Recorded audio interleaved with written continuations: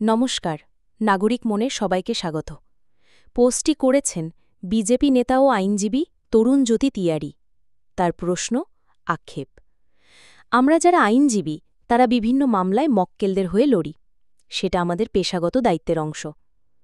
কিন্তু আমরা যারা কোনো রাজনৈতিক দলের সঙ্গে যুক্ত, আমাদের কাঁধে কিছু অতিরিক্ত দায়িত্ব থাকে। আদর্শের প্রতি আনুগত্য থাকে, দলের প্রতি কিছু বাধ্যবাধকতা থাকে। তাই চাইলেই সব রকম মামলা নেওয়া আমাদের পক্ষে সম্ভব নয়, নেওয়া উচিতও নয়। একটা খবর জানতে পারলাম, সেটা যদি মিথ্যে হয় তাহলে খুশি হব। শোনা যাচ্ছে বামপন্থী নেতা এবং আইনজীবী সব্যসাচী চ্যাটার্জি নাকি মুর্শিদাবাদের হরগোবিন্দ দাস এবং চন্দন দাসের খুনিদের পক্ষে আইনি লড়াই করছেন। বামফ্রন্ট নিজেই তো দাবি করে এই দুজন তাদের দলের সক্রিয় কর্মী ছিলেন।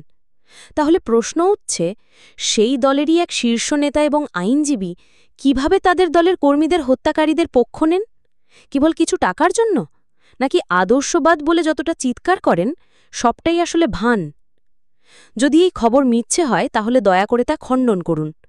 কিন্তু যদি সত্যি হয় তাহলে বামপন্থীদের উচিত নিজ নিজ দলের ভেতরেই প্রশ্ন তোলা। যারা নিজেদের দলের শহীদ কর্মীদের খুনিদের পক্ষে দাঁড়ায়, তাদের আদর্শ আসলে কতটা মূল্যহীন? কথায় কথায় আদর্শের বুলি আওড়ানোর আগে দলের ভিতরকার এই বিচ্যুতি দেখতে শেখা উচিত। যে দলের নেতারা তাদের নিজের শহীদ কর্মীদের খুনিদের পক্ষ নেন, সেই দলের আদর্শ নিয়ে বিচার করুক তাদের নিজেদের কর্মীরাই। আবার বলছি, এ খবর যদি মিথ্যে হয় তাহলে খুশি হব।